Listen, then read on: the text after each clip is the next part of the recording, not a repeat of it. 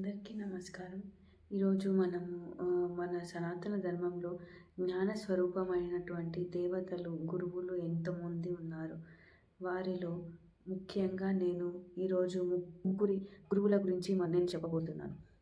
ఒకటి బ్రహ్మ, దక్షిణామూర్తి జ్ఞాన స్వరూపమైన శివుడు, శారదాంబదేవి జ్ఞాన స్వరూపమైన సరస్వతీమాత, మరియు హయగ్రీవుడు జ్ఞాన స్వరూపమైనటువంటి విష్ణుమూర్తి అవతారం. ఈ ముగ్గురి శ్లోకములు మొదటగా దత్తాత్రేయ స్వామి అవతారమైనటువంటి బ్రహ్మదేవునకు శ్రీ గురుపాదుకాభ్యాం నమస్కరిస్తున్నాను. అవతారమైనటువంటి హయగ్రీవుడు విష్ణువుకు నేను నమస్కరిస్తున్నాను. జ్ఞానానందమయం దేవం నిర్మల స్ఫటికాకృతిం ఆధారం సర్వ విజ్ఞానం హయగ్రీవం ఉపాస్మయేత్. తర్వాత సరస్వతీమాత, శారదామాత జ్ఞానస్వరూపమైనటువంటి శారదామాతకు నేను నమస్కరిస్తున్నాను. మాణిక్య వీణాముపలాలయంతీం మదలసా మంజుల వాగ్విలాసం మహేంద్ర నీలద్యుతి కోమలాంగి మాతాంగి కన్యాం మనసా స్మరామి. ఇప్పుడు మనము దక్షిణామూర్తి స్తోత్రము ప్రారంభించబోతున్నాం.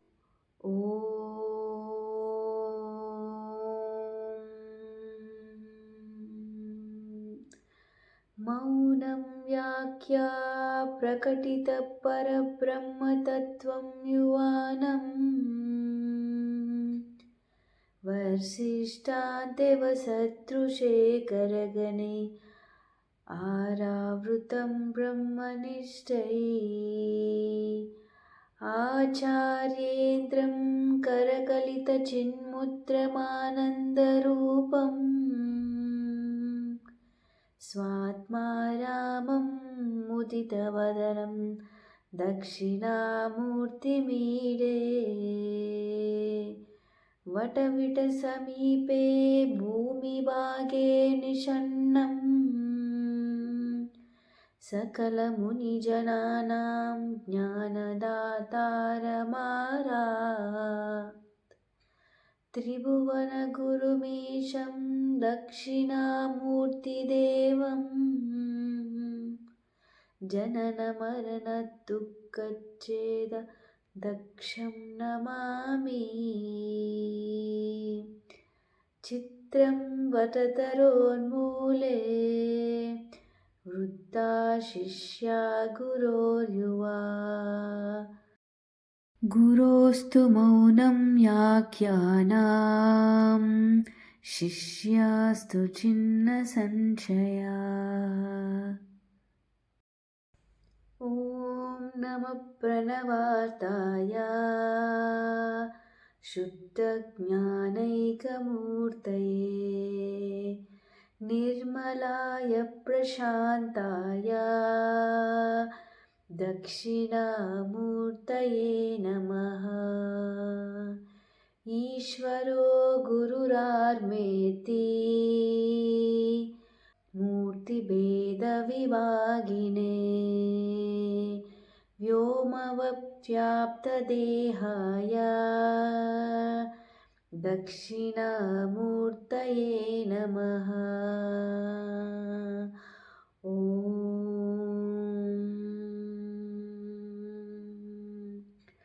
విశ్వం దర్పణదృశ్యమాననగరి తుల్యం నిజాంతర్గతం పశ్యన్నాత్మని మాయయా బహిరిభో భూతం యదా నిద్రయా సాక్షాత్ కురుతే ప్రబోధసమయే స్వాత్మానమేధాద్వయం. తస్మై శ్రీ గురుమూర్తయే నమః. ఇదం శ్రీ దక్షిణామూర్తయే. బీజస్వాంతరివార్కురో జగదిదం ప్రాగ్నిర్వికల్పం పునః మాయాకల్పితదేశకాలకలన వైచిత్రచిత్రీకృతం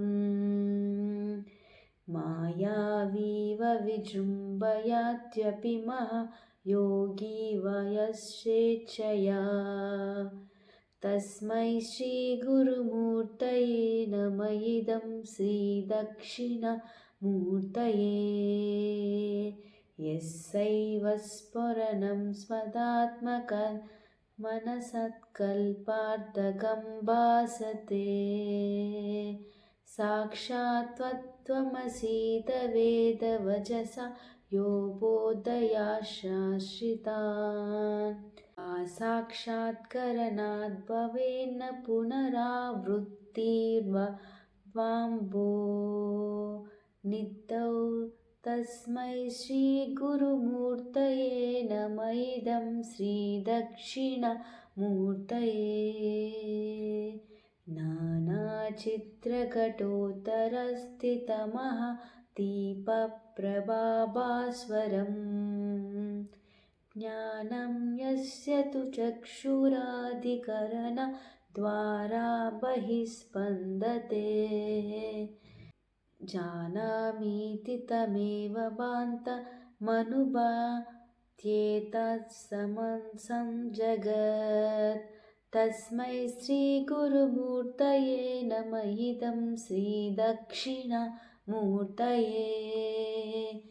देहं प्राणमपीन्द्रियाण्यपि चलां बुद्धिं च शून्यं विदुः स्त्रीबालान्धजडोपमासमिति भ्रान्ता वृषंवादिनः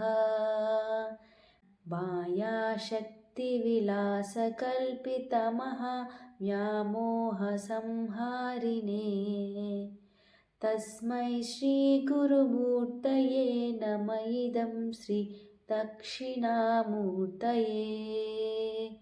राहुग्रस्तदिवाकरेन्द्रसदृशो मायासमाच्छादनात् सन्मात्रकरणोपसंहरणतो यो भूत्सुषुप्ता पुमान् जागत्स्वप्नमिति प्रबोधसमये व्याप्त्यभिज्ञायते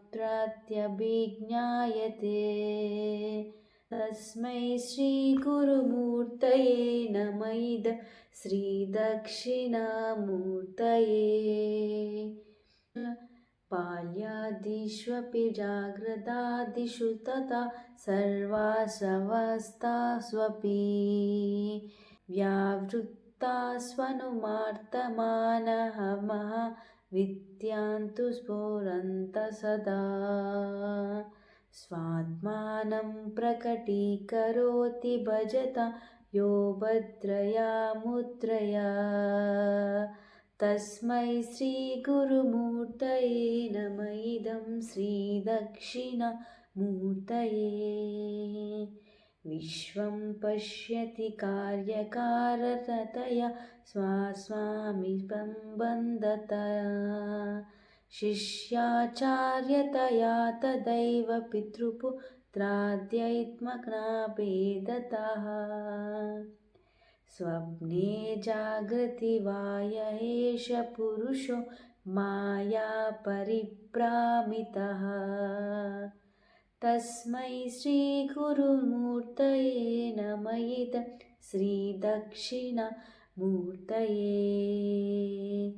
भूरम्भास्य नलो नीलाम्बर महानादो हिमांशु पुमां नित्या भाति चराचरात्मकमिदं यस्यैव मूर्त्यष्टकम् नान्यात् किञ्चन विद्यते विमृशतां यस्मात्परास्माद्विभुः तस्मै श्रीगुरुमूर्तये नमः इदं श्रीदक्षिणमूर्तये